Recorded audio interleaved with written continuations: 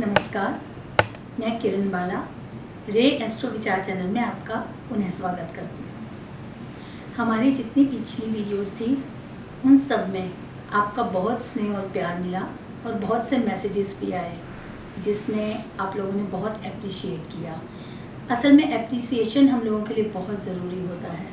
जितना हमें अप्रिसिएशन मिलता है उतने ही हम आगे भी और वीडियोस बनाने के लिए तत्पर रहते हैं।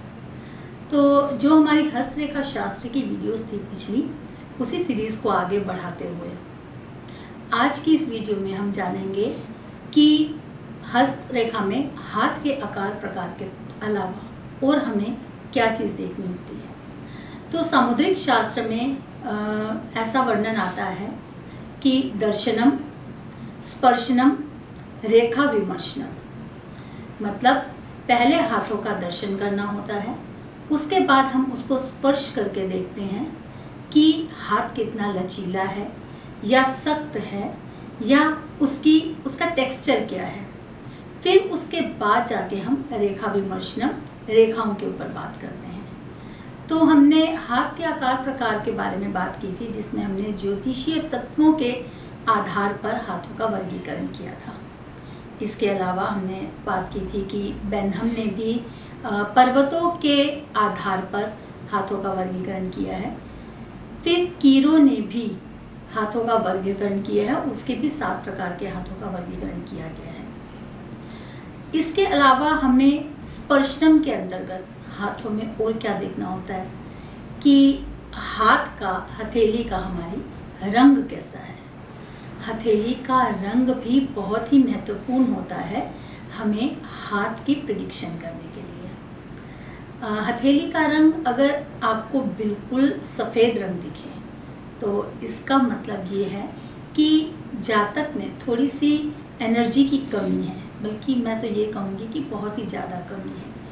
उमंग नहीं है, कुछ डिप्रेशन जैसा रहता है उसके जीवन में। ये तो सामाजिक लक्षण है।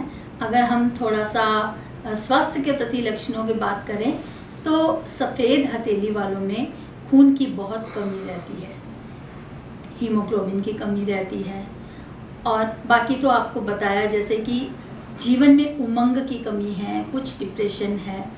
तो जिनके सफ़ेद रंग के हाथ होते हैं उनको इस बारे में विचार करके सभी लोगों से अपना मेल जोल बढ़ाना चाहिए, जिससे कि वो थोड़ा सा डिप्रेशन से बाहर निकल सकें। अगली श्रेणी आती है हाथों में पीलापन। हाथों में पीलापन होना भी बिल्कुल अच्छा नहीं माना जाता। अगर हम इसको स्वास्थ्य से लेके साथ चलें तो इसमें जॉन्डिस के लक्षण हो सकते हैं। मतलब यहाँ पर फिर से हम बात करेंगे कि खून की कमी के लक्षण होंगे, हीमोग्लोबिन के लक्षण होंगे, और इसमें भी जातक ज़्यादा किसी से मिलना जुलना बहुत पसंद नहीं करेगा। तो ऐसे में भी सचेत रहना चाहिए कि हाथों का पीला रंग भी, हथेलियों का पीला रंग भी बहुत अच्छा नहीं माना जाता। उसके बाद अगर हम बात करें कि बहुत बढ़िया स्वस्थ व्यक्ति के हथेली का रंग कैसा होता है, तो स्वस्थ व्यक्ति की हथेली का रंग होता है गुलाबी। जिनका हल्का गुलाबी रंग होता है हथेली का, वो जीवन में अपना भरपूर आनंद लेते हैं। और क्योंकि गुलाबी हथेलियाँ जो होती हैं वो समृद्धि का प्रतीक होती हैं, तो जीवन में समृद्धि रहती है। अगर हथेलियों में गुलाबीपन ना हो तो थोड़ा संघर्ष भी हो जाता है जीवन में। इसके बाद अगर हम बात करें हथेलियों का रंग अगर लाल होता है तो लाल रंग वाले बहुत ही जोशीले होते हैं। इतने जोशीले होते हैं कि कभी कभी एग्रेसिव भी हो जाते हैं। तो हथेलियों का लाल रंग जीवन में बहुत ज़्यादा हमें आगे बढ़ने की प्रेरणा देता है। हम हर काम के लिए तत्पर रहते हैं और आगे बढ़ते हैं और एनर्जी से भरपूर रहते हैं। जिनकी हथेलियों का रंग लाल होता है उनको थोड़ा सा अपने गुस्से पे कंट्रोल करना चाहिए। यदि वो अपने गुस्से पर कंट्रोल कर सकते हैं तो जीवन में बहुत आगे भी बढ़ सकते हैं। इसी प्रकार जब हम विमर्शनम की बात करते हैं, रेखा विमर्शनम, तो रेखा विमर्शनम से पहले आता है स्पर्शनम। अभी हमने हथेलियों का दर्शन कर लिया, अब हम स्पर्श करके देखते हैं कि स्पर्श करने पर हथेलियाँ लचीली हैं या हमारी हथेलियाँ सख्त हैं।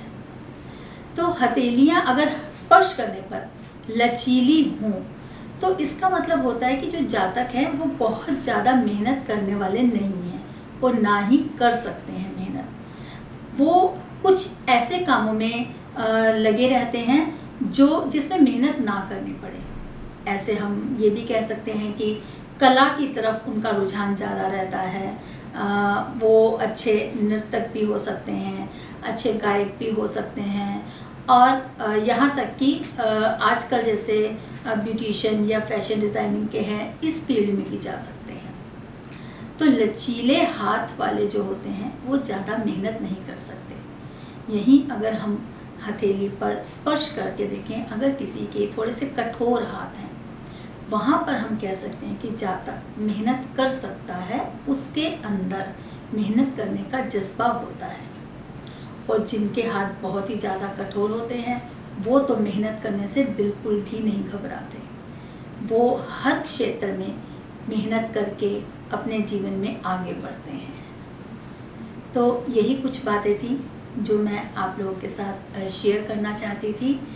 हथेलियों के आकार प्रकार के बाद जो हमारी हथेलियों का रंग होता है और हमारी हथेलियों का टेक्सचर होता है, उसके आधार पर हम हस्तरेखा शास्त्र के द्वारा कैसे किसी को प्रेडिक्शन में बता सकते हैं। इसी प्रकार से आप लोग वीडियो को लाइक करते रहें और सब्सक्राइब ज़रूर करें। और ये वीडियो आपको कैसी लगी इसको भी आप कमेंट बॉक्स में कमेंट कर सकते हैं।